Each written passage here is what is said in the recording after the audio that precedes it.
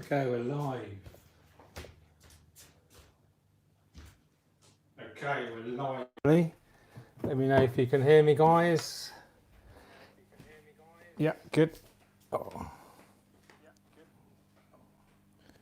Running a bit close to the bone today. I apologise. Excellent. Okay, thanks so much for joining, everyone. Welcome to another Sunday evening in the UK. It is. Let me know where you're from. Live stream, and as usual, I will run through the activities from this previous week and some activities that are going to be coming in the next week. And of course, as usual, we'll run through the Instagram Q&As that I asked this morning. I've got really great questions today, 5 great questions. Thank you so much to everyone that has asked the questions on Instagram. I realise some of you don't have Instagram, and maybe let me know in the comments actually if you have Instagram. Let us know what your username is, and you can, especially if you're an Aquascaping channel, you can feel free to kind of promote your channel a little bit at this early stage of the live chat. Moderators, please let the folk do that. I think it's a good opportunity just to kind of, let's spread this aquascaping community vibe far and wide. And yes, so let's start off with, first of all, I did a really good bit of fun. I had 3 spare copies of the Tropica 50 Years Under the Surface book, and congratulations to the winners of that. They've been informed. I've put an Instagram story out telling everyone that they've been announced as well. So I will be sending those copies this week. I think 2 from the UK, 1 from Germany. And I do potentially have some more copies coming. So this is potentially another giveaway coming soon for those as well. So that was great. If you haven't checked out the Tropica Aquarium Plants YouTube channel yet, then please do so. We created a great video kind of documenting the 50 years of Tropica, largely focusing on their timeline all the way back from 1970 all the way through now to obviously 2020. It includes some really interesting interviews with Holger Windelov, the founder of Tropica. So check that out if you've not seen it yet. It's a really interesting video, I think, especially if you're a bit of a planted aquarium geek like I am, and I'm sure many of you guys are as well. So this week I have been, again, very busy as usual. I did a video on this beautiful Styline 125 from Awase, and there will be another video coming soon about how I swapped the filter over to upgrade that to a Biomaster 250, and I'm also going to upgrade the lighting as well, so I'll do a video on that. And I did a video on moss art as well. That was really well received. I was a little bit dubious of whether, will moss art be popular on the channel, and loads of you loved it. And I think it's a great thing, moss art, 0 maintenance, and a great way to bring nature into your home. So check out that video if you've not seen it yet, from Scape Nature. I interviewed Jill McCoon, who's the co-owner of Scape Nature, and she actually hand makes these beautiful pieces of moss art herself. So check that video out, fascinating stuff, and I can't recommend moss art enough if you don't own any already. What else have I been doing? Just general tank maintenance, of course. As you can see, the gallery is filling up nicely with Awase tanks. I do have my Aquascape 1200 still running. It is looking great. I do need to do a full update video on that. The Chihiros Vivid 2 RGBs are working wonders. They're growing the plants really great. So you can look forward to an update video on that soon. And this week, I've got another busy week coming up. Tomorrow, I will be filming the unboxing of a Felix smart device. So for those that watch my channel regularly, they've probably noticed the intro sequence where there's a bit of a Felix smart kind of promo, and I've been working closely with these guys for a couple of years now. I was involved with their initial promotional campaign with Oliver Knott and Esther Mouse from Aquaflora, and now the time has come to actually set one up, test it out, and I will be doing that tomorrow. So you can expect the video going to be released on that on the 15th, which I think is the Wednesday. I'm not sure, but it's going to come out on the 15th, hopefully. So that's super exciting, and yeah, there's some really, really great features on this that I wasn't actually aware of until recently. So really excited to chat about that with you. So it will be a full unboxing, but and also a bit of a step-by-step tutorial on actually how to set up your Felix Smart and a bit of an overview of the features that you can expect. So I'm really excited about that. I'm going to spend probably all day filming that tomorrow. It's going to be quite an epic production, and I'm really excited to bring that one to you guys as well. Also on Tuesday, I am going to visit my good friend Peter Cookson, who is owner of Riverwood Aquatics, which is one of the UK aquascaping specialist stores. They're about an hour and a half away from me, so I think they're actually close to the public on Tuesday. So I'm going to go down there on the Tuesday and create some great video content with Peter, and I'm super excited about that. He's got some beautiful scapes, and he's kind of carving his own little niche, I would say, with his display aquascapes. So we'll talk about that in more detail in the video. So that's really exciting. And yeah, just probably more content coming from the gallery as well if I have time. I want to do an update on the 1200. People are really interested in the cichlid tank still, and maybe even an update on the Style Line 85. And then eventually, I'm really considering keeping frogs in the Boil Bear as well. So let me know what you think about that, keeping frogs in such a small terrarium. As I've heard some reports that it's fine, and I've heard other reports that it's not so great. So if you're an experienced frog keeper there, let me know in the comments what you think. It'll be really appreciated. Okay, thanks for joining. Loads of great chatter going on, and do use this as an opportunity to chat amongst yourselves. And you know, it is a Q&A, largely a Q&A video, and if there's more experienced people on the chat, then I would ask those guys to maybe answer questions if you can, and I'm not able to. So I do appreciate that. If you want to save your live Q&As towards the end, once I've answered the Instagram Q&As, that would be great. And if you do want to have your question, you know, almost 100% guaranteed to be answered by me, then just drop me a super chat. And what that does, it just it highlights on my chat screen here, and then I can address that question accordingly. So without further ado, let me just make sure everyone is fine. Yeah, great to see everyone here. Some real regulars. Great to see you guys. Thanks for joining. Really appreciate you. Really appreciate my mod team. We've got Candy in the house. We've got Lizzie. I don't know if Jen Williams is in. I know Yuri's has popped in as well. So great to see Yuri's, my great friend from Germany. If you don't subscribe to Yuri's already, and I really strongly recommend you do, top guy, top quality videos. His video production level is absolutely amazing. I know he's just invested in a new camera. I'm a bit jealous actually. And he has a full-time editor with Logan Rando. And he's obviously a very skilled aquascaper.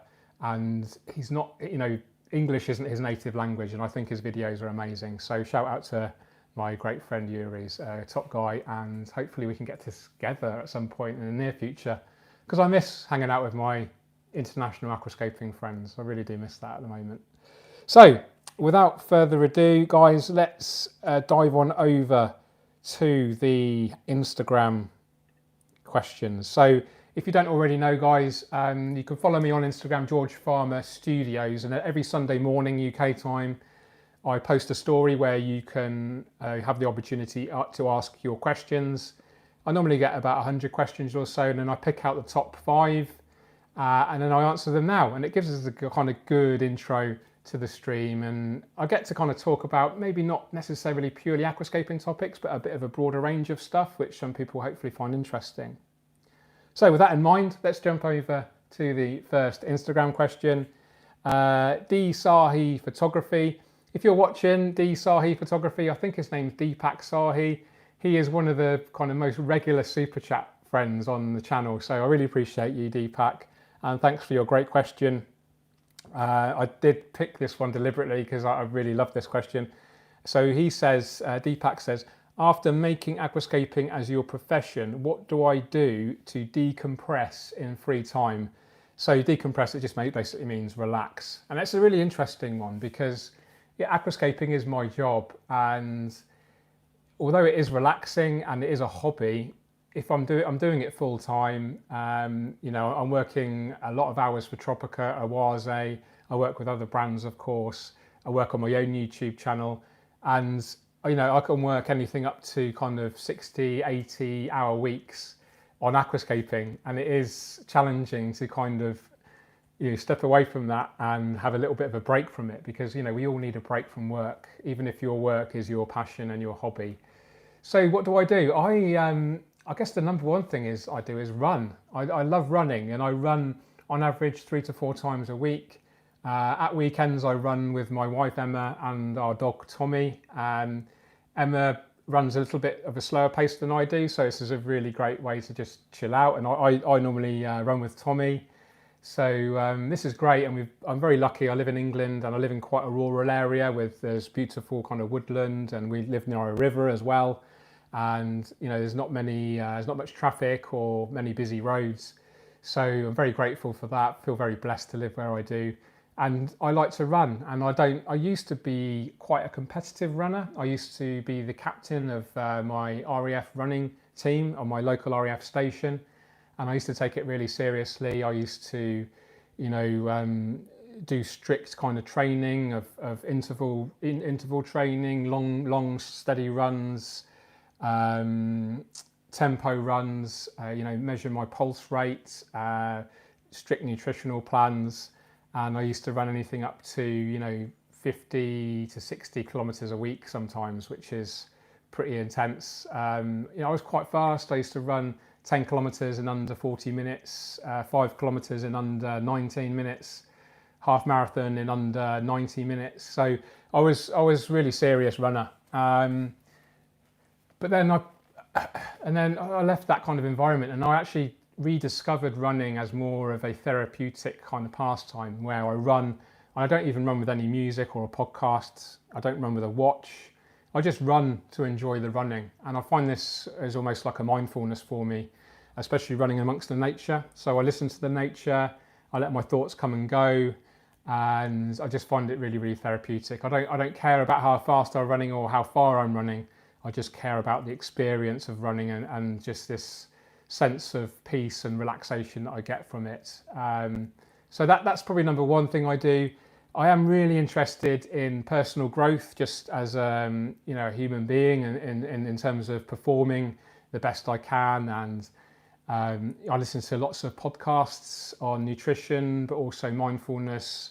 I guess you could call it self-help. These kind of self-development, personal growth kind of audiobooks and podcasts. I'm really into that, and just trying to stay as healthy in my mind and my body as I can. So they're the two biggest things: running and kind of personal growth. And the personal growth thing obviously encompasses everything, because the more kind of capable and kind of resilient to stress and things like this, the more productive you can be, the more motivated you are, and the more grateful you are. This is one of the really big things I've realised about myself in the last year or so, is just really exercising gratitude is super important, and it really helps to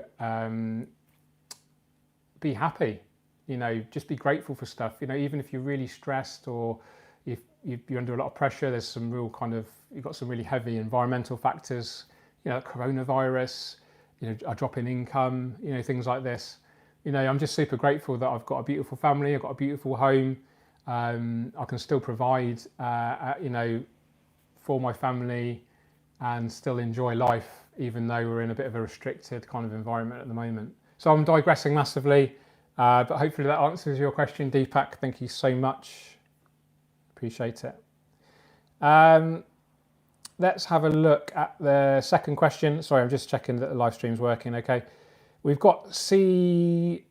Clementinho. I apologise if I've butchered your name there. Hi, George. Still planning on making a documentary about Florestas submersas. Cheers. Not, in a word, I would love to, but it's not on the kind of short-term timetable at the moment. I did table the idea with both with Yuri's, who was involved with the building of Florestas submersas when it was created with Takashi Amano. For a bit of background, for those that don't know, Florestas submersas is the world's biggest nature aquarium. It was created, I think, it must be 5 years ago now at least, by a team of quite a few people from Europe and Japan. Yuri's was on that team, and it is a stunning nature aquarium. I can't really give it justice in words. It is my most popular video on my channel, so you can check that out. I think it's had over 1.5 million views now, and it is just an amazing, I can't really put it into words, I'm not going to try. And my idea was to do a documentary kind of film, maybe with Yuri's, maybe with Balash from Green Aqua, who's got a background in TV production, and obviously you've seen the Green Aqua channel, most of you, and the level of their videos are absolutely outstanding, arguably the best aquascaping channel out there. And yeah, my idea was to kind of work with these guys and create an amazing film about Florestas Submersas, the background, how it was made, how it's maintained, what it looks like now, the behind the scenes with all the equipment, how the Japanese guys that work there full time maintain it, maybe get some footage of me diving in there, this would be epic. So I would love to do that, but it takes some serious planning, and I know Yuri's is super busy, Balash is super busy, and I'm obviously quite busy as well. So I did have another idea in mind, and actually this is a bit of an exclusive. I don't know if it's going to happen, but I actually reached out to my book publisher last week, because my book has actually been sent to print now. So that's it. It's absolutely 100% finished. I can't do any more. I can't add any more photos or add any more text. So that's great news. But I'm already thinking about what the next book is going to be. And my idea is something like the top 100 aquascapes in the world, flying all around the world, filming and photographing these amazing aquascapes, interviewing the curators, getting some detail on the maintenance, etc., and obviously some beautiful photographs of these scapes, and then putting it into like a really big kind of coffee table, high-end style book. So that is an idea of mine that hopefully we may be able to kind of do something in next year. Obviously, depending on the situation with travelling, etc., with Corona, but that is a bit of an exclusive for you. So that may happen. Even if the publisher, my current publisher, Skyhorse, even if they're not so interested, there's options to work with brands that could sponsor this kind of book. The obvious choice is someone like Tropica or Waze. They could help fund such a project. So that's super exciting. I love traveling. I've missed traveling, actually. I've loved being on lockdown in terms of spending time with the family and the structure and the routine of the day-to-day working on the gallery. But I do miss the traveling, and I'm really looking forward to re-engaging with that, hopefully in the near future. So that's question number 2 answered. Question number 3, we are still going live. Yep, good. Question number 3, Ryan Ole.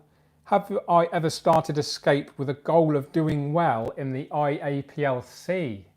So for those that don't know, the IAPLC is the International Aquatic Plant Layout Contest. This is a contest that is organised by ADA, Aqua Design Amano. It's the world's biggest aquascaping contest. I think this year they've had over 2,500 entries, I think from about 60 countries. And it is a serious contest. I mean, some of the guys spend all year preparing their aquascape for this contest, and it is like the Grand Prix, it's like the World Championship of aquascaping, and some folk take it more seriously than others, and the top guys, probably the top 50 aquascapers in the world, these guys are super serious. They've got one tank probably, and they dedicate that entire year or 6 months leading up to the deadline preparing for this aquascaping contest. And so the question is, have I ever started a scape with a goal of doing well in the ILPLC? And the answer actually honestly is no, because my motivation doesn't lie within doing well in contests. My motivation behind aquascaping is to make it more accessible, to make it, try to educate people in aquascaping, and for that reason, my aquascapes aren't contest level, because I could do this, but I don't think it would be so accessible to beginners. My passion is actually trying to lift people up with aquascaping. And there is a school of thought with really, really high-end, elite, professional aquascapers. There might be a perception that they kind of look down on beginners, and that's maybe I'm being a bit harsh. But my goal, my motivation is absolutely to bring beginners up. And so my aquascapes aren't complicated. You know, I have a very basic style, if you like. You know, foreground, midground, background plants, good hardscape, epiphyte plants, and that you can see that in all of my aquascapes. I have a relatively limited palette of plants that I usually choose. You know, regular viewers will know what these are: Crypts, Bucophalandra, Anubias, Java Fern, maybe some easy stem plants, easy carpeting plants. You know, I did try out some different species in here. For those that haven't seen the video yet, then please check it out. But that is the reason that I've never actually started an aquascape with a goal of doing well in the IAPLC. Perhaps I will do one day, just to kind of test myself, to push myself. I'm a great believer in stepping out of your comfort zone in order to stretch and grow. I think this is really important as an aquascaper. As a human being, I think we need to do this in order to grow. And maybe using a contest is a good kind of tool to help you do that. But yeah, hopefully that answers your question. I haven't really started a Scape with the main goal of doing well in the IOPLC. I do enter most years. I enter I've probably created at any one year at least a dozen aquascapes for myself, and I tend to submit my favourite one from those 12, for instance. I have submitted the Aquascape 1200 in this year's. I am very curious to see how it does. I don't think it will get top 200, maybe top 250 if I'm lucky. Who knows? A little bit of a side point. The UK actually had a record number of entries this year, 28 entries. I think Germany had, I don't know if Yuri's is still watching, but anyone from Germany, any aquascapers from Germany watching. But I think they had over 90 entries, which is great. And I just want to say as well, there's nothing wrong with contests. I think it's a great, and I talk about this a lot on previous streams, but contests are a great way to have this single goal, this single motivation, this single kind of end point where you can aim for. And I think this is a great way to develop your aquascaping, because you're putting all your time and effort and energy into that one scape for that deadline. So it really kind of forces your motivation and your energy into that scape, and that's a good thing. But as I go back to my original point, my own motivation isn't based on that. It's based on spreading the word to beginners especially, and maybe to some more kind of advanced people that they just maybe want to learn a little bit more about the science and the maintenance, etc. I mean, I'm not the most artistic or creative guy. I have a basic understanding, and I know how how things can look good, and just through sheer kind of practice and hard work, I've got to where I have now. I'm digressing. Let's go on to the next question. MK Aqua, this is a good one. This is a bit of a controversial one. How do you feel about people sharing your work without tagging you as the creator? So this happens a lot, actually. I see it on Instagram all the time. I probably saw a couple of posts today where people will post my work, post a photograph of my own aquascapes, my own photo, and put it on their own channel or their own page, and not necessarily credit me with the work. I used to get really cross, really quite not angry, not that much of an emotion, but yeah, just a little bit cross, because if someone else is actually gaining, at the end of the day, I'm a business. I don't see myself as a businessman per se, but I'm a sole trader. I'm a freelance, creator, and I rely on it as my income. I rely on it to provide a roof over my family's head. And so when I've worked really hard to get to the level where I can create a nice aquascape, and I can take a nice photograph of that aquascape, I publish it on my own channels, and then someone takes that and puts it on their own channel, and maybe worst case scenario, kind of labels it as their own work, or at best don't mention it's my work, then that feels a little bit almost like theft in a way, because I've worked really hard for that and they're taking the credit, and potentially they're growing. If they're a business, and this has happened before, I'm not going to mention any names, but businesses have actually used my images to promote their products and not giving me any credit at all. And this is frustrating because you've worked really hard for that, and they're kind of along for the free ride and taking advantage of my hard work and then getting the financial gains from that. So that's really frustrating. I'm a little bit more chilled about it now. It's just kind of a inevitable side effects of, I don't want to say success because that sounds a bit egocentric, but when you get to a certain level of prominence, I guess, or notoriety where your work is well known, then people can take advantage of it. The good news is that most people recognise my work and they'll actually call out the offender, if you like, on it, and often it will get removed, or at least they'll edit the post to tag me in. So that's kind of fine. But yeah, it's a good question. It's one of the kind of negative kind of things to my work, but I guess it's not all bad, because I don't really see any huge impacts, negative impacts on my brand or my income from that. So it's not all bad. And I guess I should be grateful that people, or flattered that people do want to use my work in order to promote themselves in a way. It's a weird one, I guess. What do you guys think about that? That's an interesting one, isn't it? Let me know in the comments.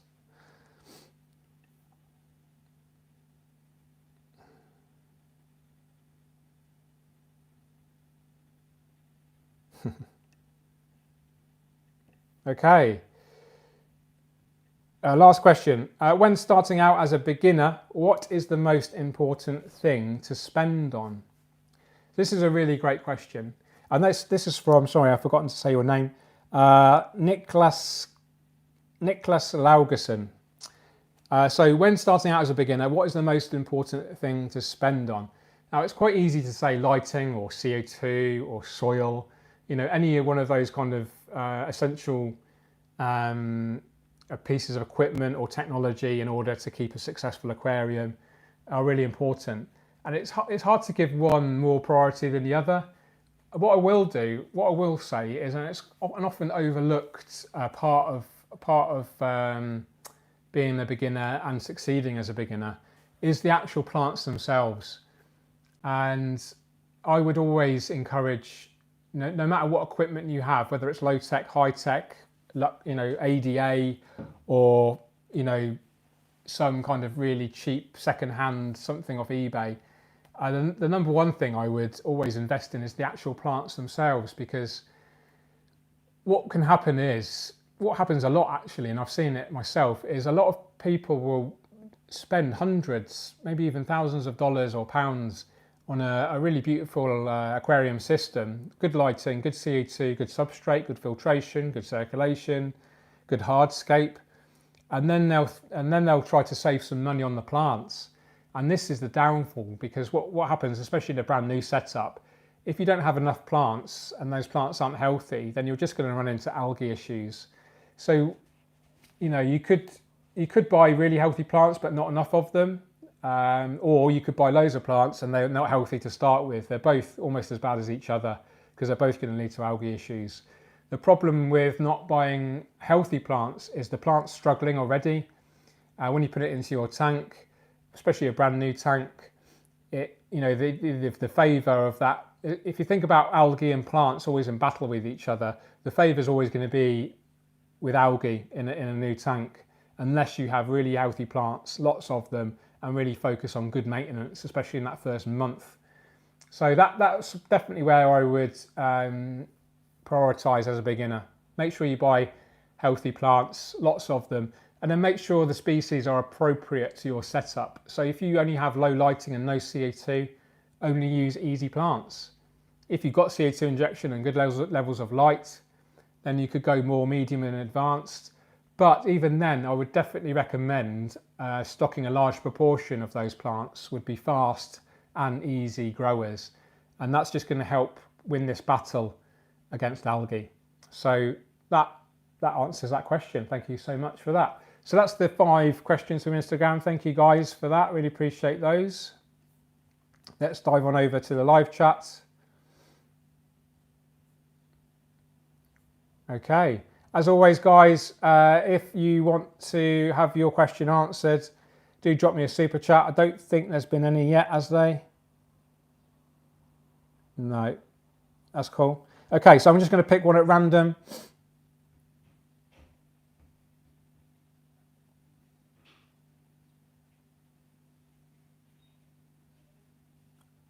Or if you want more of your chance of your question getting answered, just drop it down right now, because I'm just trying to scour.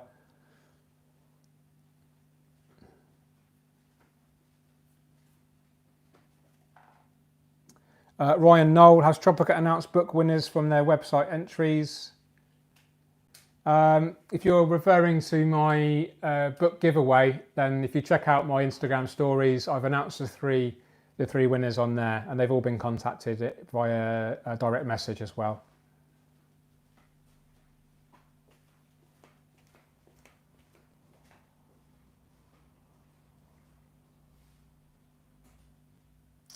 Okay, this is a good one. Christensen asks, how do I get a carpet without CO2? The first thing to do is make sure you use an easy species. So something like Halanthrium tenellum or Marsilea hirsuta, Liliopsis brasiliensis. These are all easy carpeting plants, maybe even Starogini repens or Eliocharis parvula. These can potentially carpet without CO2. You will need kind of moderate lighting, and do make sure you, like I said earlier, make sure you buy the fresh and healthy plants to start with, and then take your time to prepare them. And then ideally be using a soil substrate like Tropica Aquarium soil or ADA Aqua soil Amazonia. Feed them a good liquid fertilizer, and then make sure you have good circulation. And then you should be able to grow those species that I just mentioned. If you jump on over to the Tropica website, look on the easy category, and then you can see hopefully some other carpeting species on there. But those are my kind of favourite ones. Tommy's here. Hello. Tommy's probably wondering who I'm talking to, aren't you? Yeah, you're a good boy. You're not actually in the shot. People think, where are you? There you go. Okay, we've got our first super chat. Thank you so much, Seb. Seb is another regular super chat friend. I appreciate you, Seb. Cheers, mate. Evening, George. How do you responsibly dispose of old hardscape sand? Also, what's your favourite fish to use in an aquascape? That's a great question. Old hardscape, I just keep it. I hoard it. I'm very lucky. I've got quite I've got a garden with a bit of an alleyway, which is out of sight, and I just kind of store a lot of kind of old hardscape down there. It's got some kind of big water containers where I soak hardscape in, etc. So that's kind of fine. I never really throw out hardscape because it's a really good thing to hoard it, because you never know when you want to do a rescape. You know, you've got a bigger selection of aquascaping materials to choose from. So I don't really chuck out old hardscape. Sand, I would normally kind of distribute around the bushes in my garden, or soil, especially. This is going to help the plants. But yeah, that's it really. Just kind of recycle it. Yeah, that's quite an easy one. What's my favourite fish to use in an aquascape? I don't really have a single favourite fish. It's all depending on the aquascape itself. So some top tips would be to choose your fish according to the tank size. And number one priority is to make sure to look after the welfare of that fish. So make sure, you know, you've got the right water chemistry. You know, some fish are quite sensitive to soft or hard water, so make sure that's appropriate. Make sure the tank is big enough. Some fish you buy as juveniles in the store, and they can potentially outgrow your tank, so just do your research there. But in terms of the aesthetics, make sure the fish kind of suits the aquascape. A good tip is shallower, kind of longer tanks suit more kind of slender fish. Taller tanks suit more tall-bodied fish. So my personal preference is often to use larger shoals of small fish. I just think this looks more natural. the fish behave more naturally. You know, shoaling fish like to be kept in at least kind of groups or 10, etc. So, you know, that's my recommendation.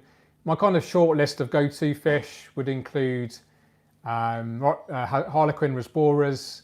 I love my tetras as well. In the style line at 85 behind me, I've got neon tetras, lemon tetras and black neon tetras. They're all beautiful. In the 1200s, which you can't see right now, I've got glow light tetras. I've also got some Asian rummy nose, which are beautiful. And I've actually got some pearl gouramis and a pistogramma. So a bit of a weird mix in there, but they all get on really well. And actually, I really love shrimp. I love cherry shrimp. I love Amano shrimp as well. I do love bee shrimp, Caridina species, but these are relatively tricky to keep. I only have hard tap water here, so I don't use reverse osmosis. So at the moment, I won't be keeping any bee shrimp because it's not appropriate water chemistry for them. So thanks for the super chat, Seb. I really appreciate it. Thank you.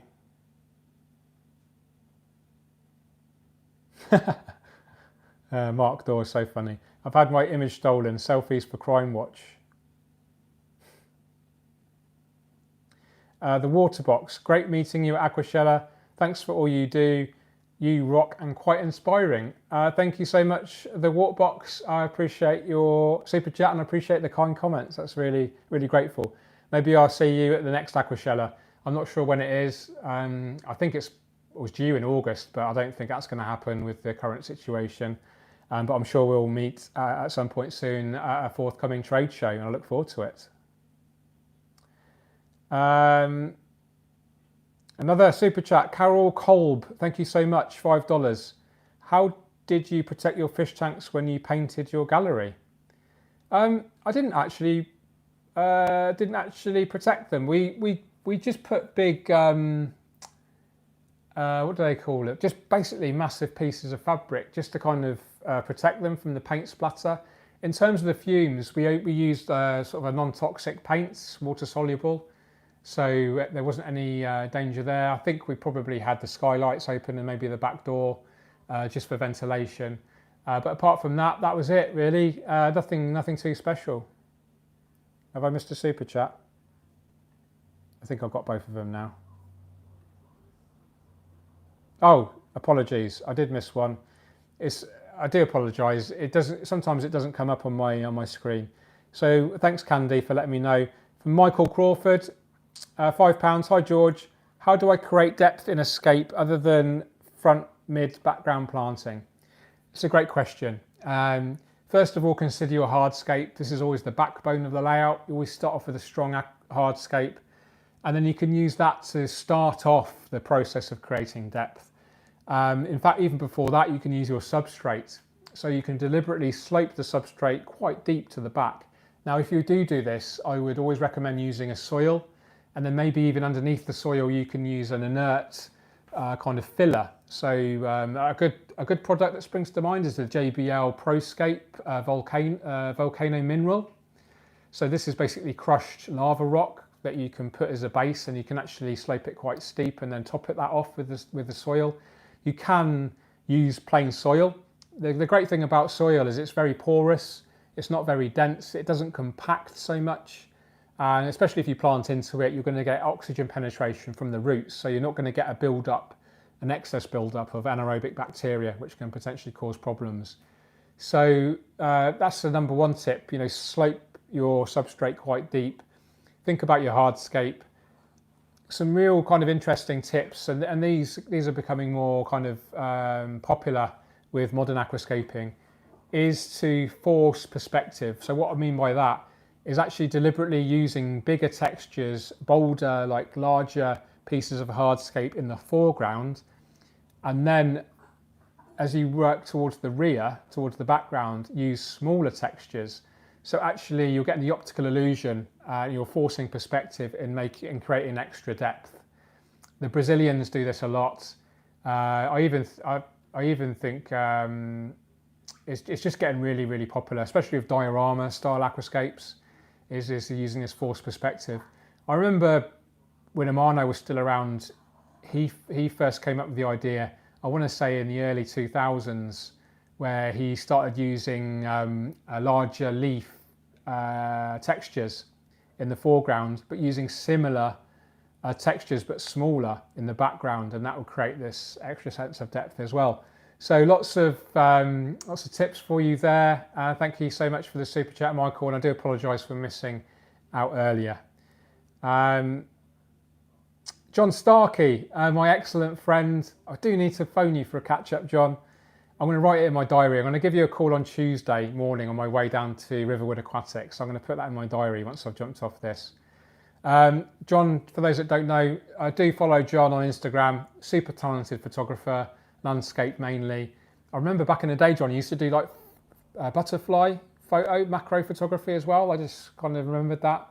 Stunning stuff. John says, hi George, are you interested in the new Canon R5? Has great video, but expensive at £4,200. I'm actually moving to Nikon from next week. Wow, because I know you're a Canon guy. I would absolutely love the R5, but it is out of my price range at the moment. And yeah, maybe in a couple of years or so when it's a bit cheaper. I'm still shooting on a fairly basic Canon SLR. I'm only shooting 1080. I do get a lot of requests to shoot in 4K, but at the moment, I mean, I think 60% of my views are on mobile devices, and so to shoot, you know, there's no point in filming in 4K on a mobile device because I don't think there's any mobile screens that will actually display 4K. You wouldn't even notice anyway. So it is 4K is a luxury for me at the moment. It's something I have been considering for a while, but at the moment I'm sticking to my current setup, 1080. It works okay. At the moment I'm filming on my iPhone, which seems to look okay. I mean, it's not obviously fantastic, but for me it's more about the storytelling and the content rather than the actual kind of picture quality. That's kind of secondary to all of that.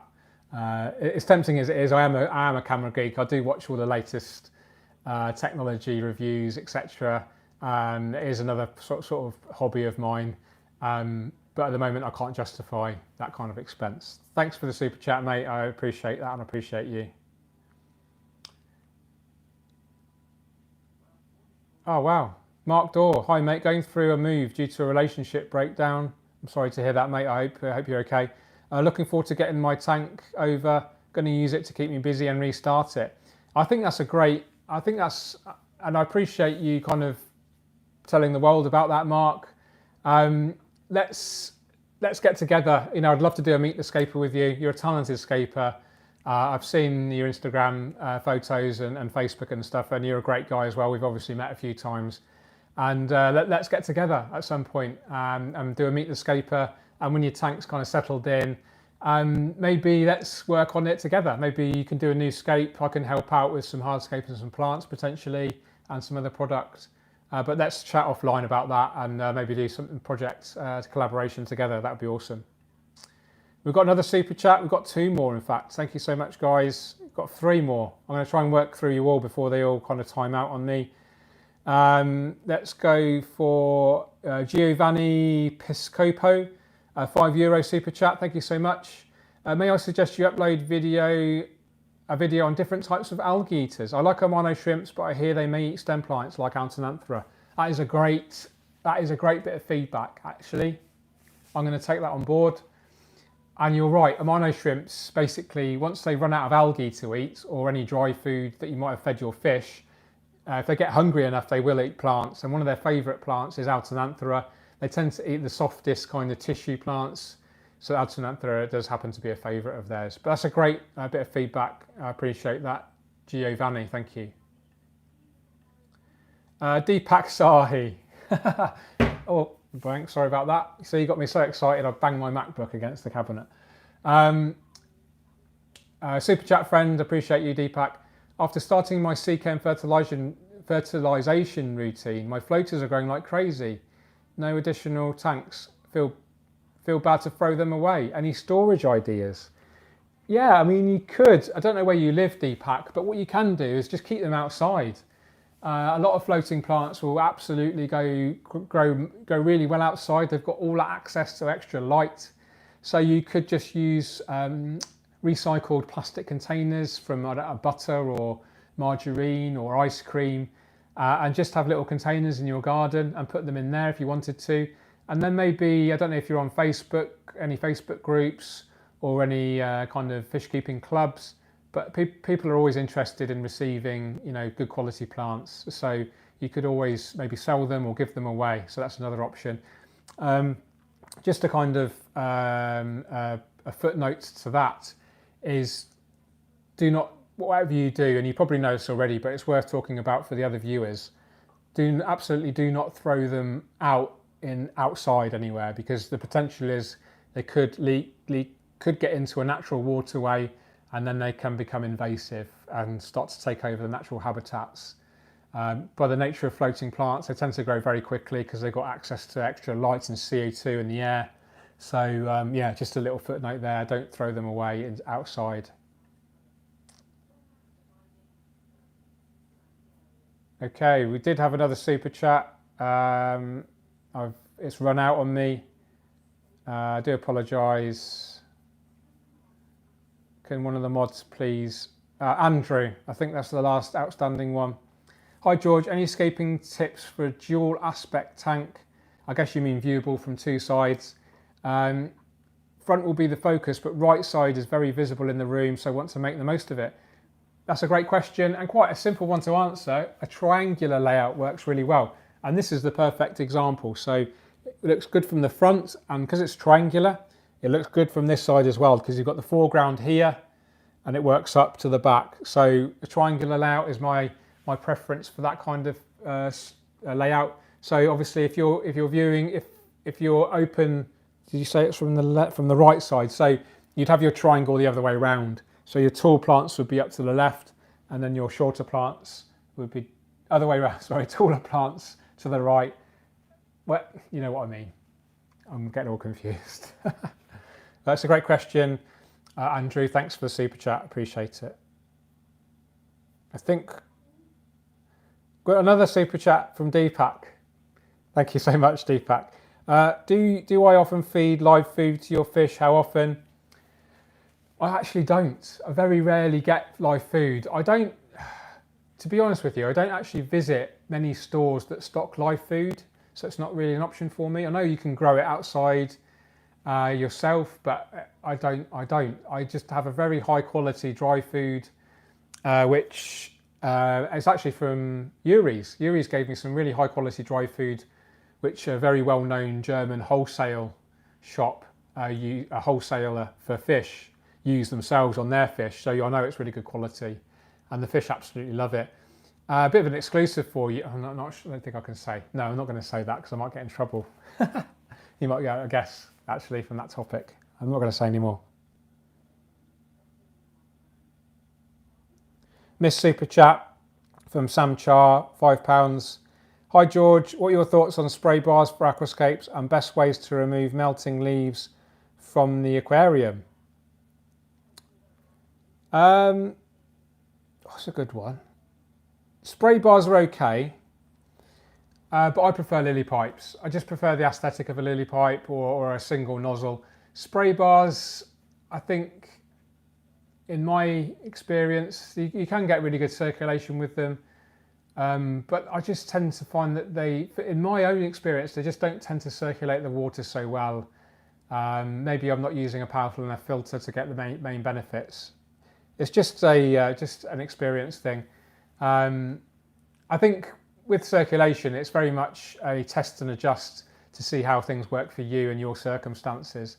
So give the spray bars a go. If you find that you get good results with them, then that's great. If you don't, then maybe try a lily pipe or a single kind of jet nozzle. There was another way, best ways to remove melting leaves from the aquarium. You could just siphon them. You know, normally a melting leaf is very fragile and it will come away from the main plant really easily. So I just siphon it away. Other than that, just use tweezers, and then if they float to the surface, just net them off, or just your fingers. This is a top tip, whenever you put your hands in an aquarium, make sure you haven't been touching any pesticides, or basically wash your hands and dry them thoroughly before you put your hands in an aquarium. But good question. Thank you so much for the super chat, Sam Char 7. Appreciate it. Yuri's is poaching my moderators. Thanks so much. Maybe Yuri's, I'll poach your editor. There you go. New Mexico Aquatics. Little Bobby, my good friend. Do you ever like using barbs in scapes? If so, any certain species? Yes, I've kept Odessa barbs before. I know you keep Odessa barbs, I'm sure. I think I saw your Facebook post today or yesterday. So I do keep a track of my followers. Odessa barbs are lovely, and the good thing about Odessa barbs is they suit larger aquariums. They're quite chunky, but they do really well in temperate tanks, subtropical. So you don't actually need a heater for those. And it's the same with golden barbs as well, and even cherry barbs will do well in subtropical. So those are three barbs that I've kept before and enjoyed. Pentazona barbs I've kept, beautiful fish, a bit more shy. They kind of do well with dither fish that kind of bring them out, make them a bit more confident. Tiger barbs I've kept before in a big shoal to themselves in a ADA 120p. They look really great.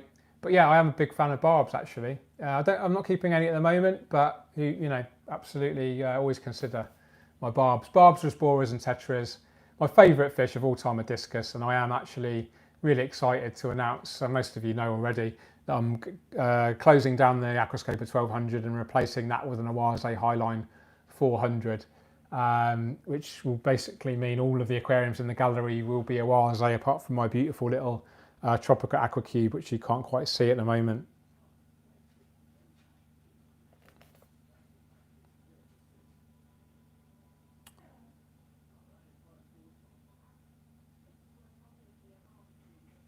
Yeah, John, I bet you are. Lockdown is affecting us all, isn't it?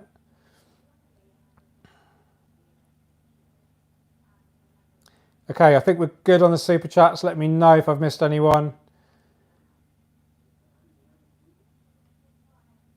Oh, this is a good one. George, set up my first high-tech tank. This is from Patrick Dalton. Thanks for the question, mate. Set up my high-tech tank, CO2, 5 hours a day, 10 hours of light. Oh, alarm bells are ringing already. I do 5 gallons RODI water change every other day. Stock with discus, rubby nose, ottos. Any tips for getting rid of green water? Okay, so you're running 10 hours of light, but you're only running CO2 for 5 hours. You want to be running that CO2 all the way through the photo period. Fluctuating CO2 levels are a very big trigger of algae, and potentially even the green water may have been caused by that. So if I were you, I would have the CO2 come on about an hour or so at least before the lights come on. Have that CO2 constantly through the photo period. Aim for 30 parts per million CO2, which you can use a drop checker, or you can use the pH differential method. If you just Google that, you'll find out what that is. But that would be the number one culprit. In terms of getting rid of the green water, sometimes it will just disappear on its own. You could try to use UV clarification, or is it sterilisation? One of the two.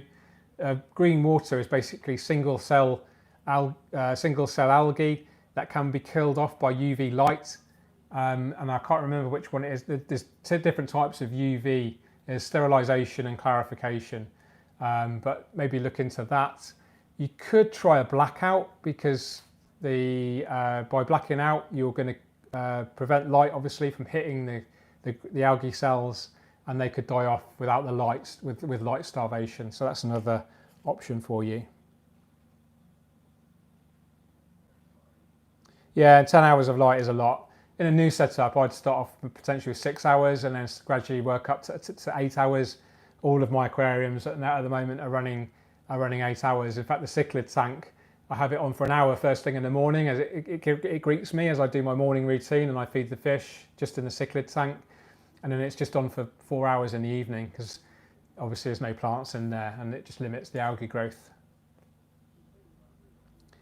Oh, Yuri's just done a 549 super chat.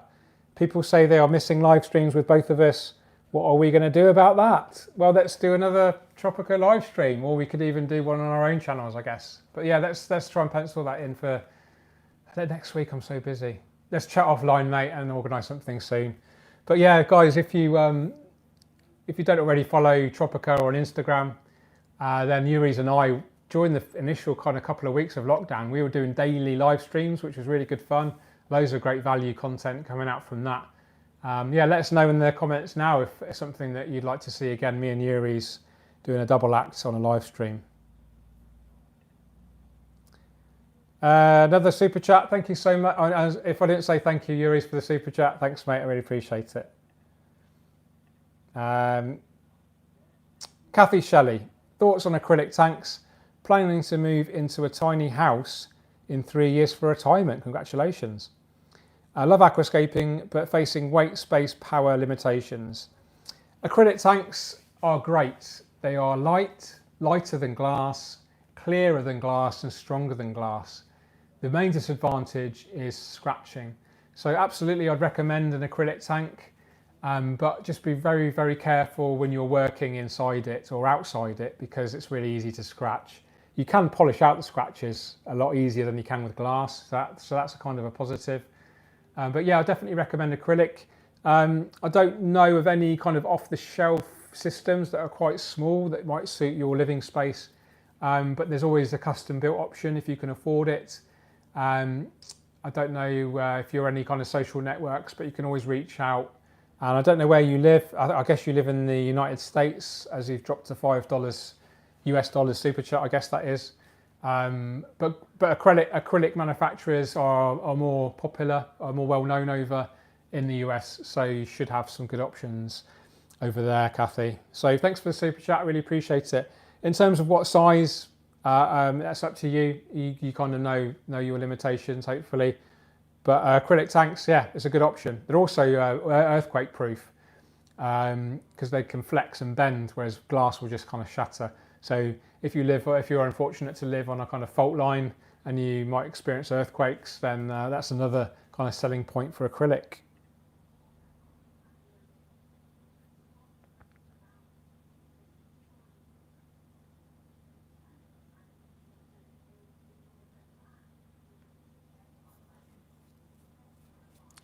This is a good question from Clausius Fellow. Apologies if I pronounce your name incorrectly.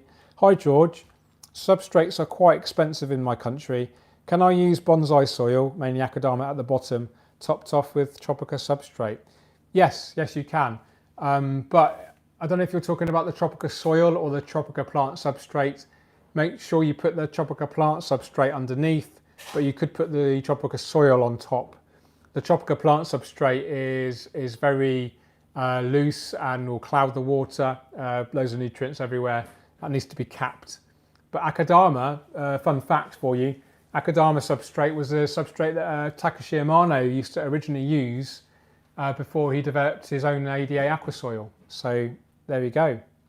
Oh, we've got a missed super chat, and I am aware we're already at the hour point. So if we can get to 200 likes in 2 minutes, then I'll consider adding another 5 minutes on. But before I do that, let's check out the missed super chat. Niels Hansen, thank you so much. 5 Danish kroner. You retracted the message. I do apologise for missing out your super chat, Niels. Let me know if you want it answering right now.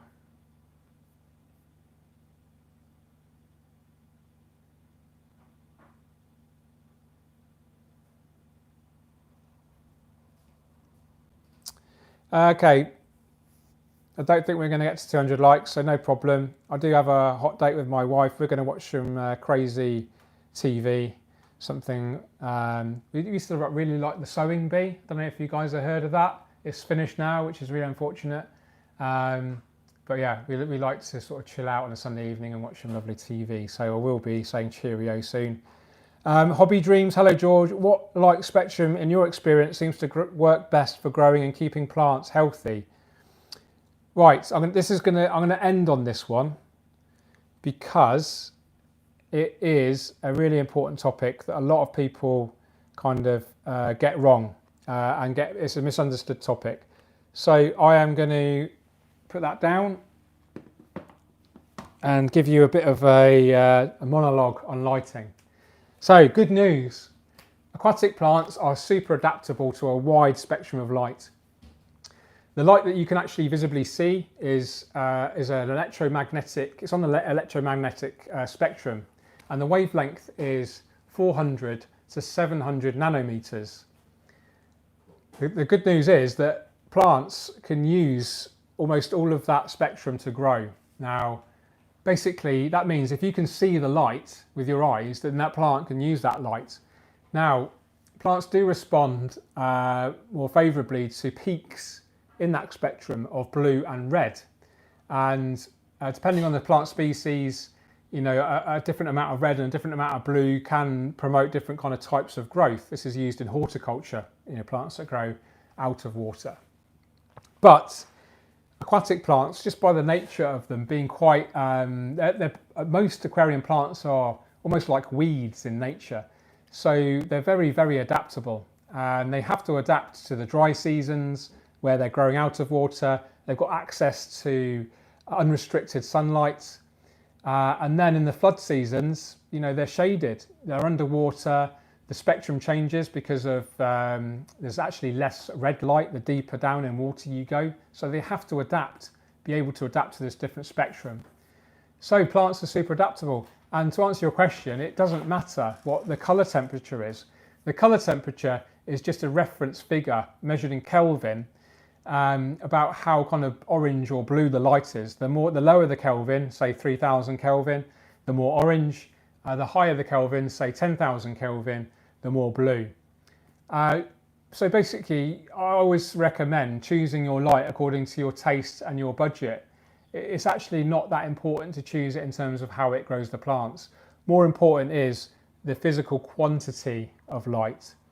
The quantity we measure with a measurement called PAR, which is photosynthetic active radiation.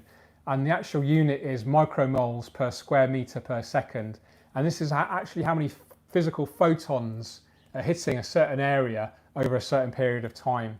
And you can get PAR meters. Senai Reef Felix Smart actually have the Pro version actually has a PAR meter, so you can actually tell exactly how much light your plants are able to use with a PAR meter. So I talk about this in a lot of detail in my book, by the way, so pre-order that if you haven't already. Candy will sure drop a link. But PAR is the amount of light between that spectrum, between that wavelength of 400 to 700 nanometers, which is the light that you can visibly see. So the brighter that light that you can visibly see, generally speaking, the more light the plant can use. Now, there is a little bit of a caveat there. Our eyes are actually more sensitive to green light. So green light actually isn't used so much by plants. In fact, the reason it is green, the reason the plants look green is because they're reflecting that green colour, and they don't actually use so much of it. They use more of the red and the blue. So actually the best kind of growing lamps purely for growing plants are actually very purple or magenta, and actually look pretty awful to our human eye. We actually like the colour green. We're programmed to really love the colour green. You know, forest bathing, you know, I think that's one of the reasons that we love aquascapes or planted aquariums, because they're very green and relaxing. So actually we're programmed to see green as brighter. And for this reason, you'll get a lot of full spectrum lamps, which have peaks in the red, the green, the red, the blue and the green. And that green is just to make it more attractive to our eyes. So good news is, it doesn't really matter what the colour temperature is, just choose that according to what you like to look at, basically. It's an in-depth topic, lighting, of course, but hopefully that answers the question and maybe gives some of you guys a bit more background information about planted aquarium lighting. Okay, I'm going to say cheerio now. Thank you so much for watching this. Thank you everyone that super chatted. Thank you for all the questions. If I didn't manage to answer your question, sorry about that. I'm sure some of the more experienced folk managed to help you out. I love these live streams. But I am going to be doing more travelling soon as the lockdown kind of eases. I have got a huge work basket, and so with that in mind, I am potentially going to be doing less of them, or at least switching the day. I will keep you informed. It could be every other Sunday evening, or it could be a weekday evening. I do like the weekends because it means more people are available to watch them. But maybe drop me a comment now quickly. Would you prefer a weekday evening or would you prefer every other Sunday evening? Let me know in the comments. But I will obviously announce. I'll do an official announcement at some point, maybe on another upload, a proper kind of fully produced video. But just a heads up, guys, that I'm probably not going to be doing these every single Sunday because it's work-life balance, and I think I answered a question on that right at the beginning of the stream. So I think that's a good point to end there. I hope everyone's well, looking after themselves, looking after their loved ones and friends, etc. I hope you're enjoying your aquascapes. Love these streams, love engaging with you guys. Thank you so much for watching. I really appreciate you all. You take care. Keep on scaping. Cheerio. Thank you to the moderators as well. I always appreciate you guys. Super, super thanks. Okay, let's switch that off. Ooh.